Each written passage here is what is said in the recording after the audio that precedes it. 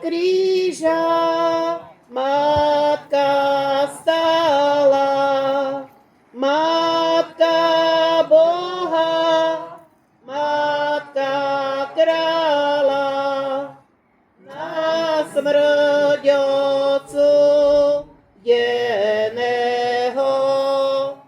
na smrť odsudeného.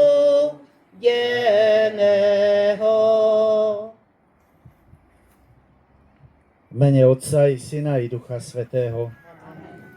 Drahí bratia a sestry, modlíme sa krížovú cestu.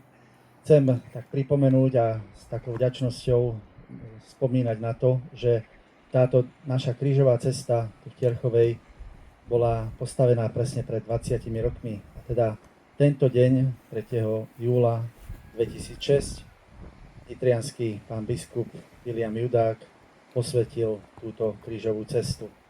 A tak s vďakou spomíname na všetkých, ktorí túto cestu stavali, ktorí ste ju podporili, aby mohla vzniknúť, aj tých, možno, ktorí už nie sú medzi nami, aby im to Pán Boh odplatil vo večnosti.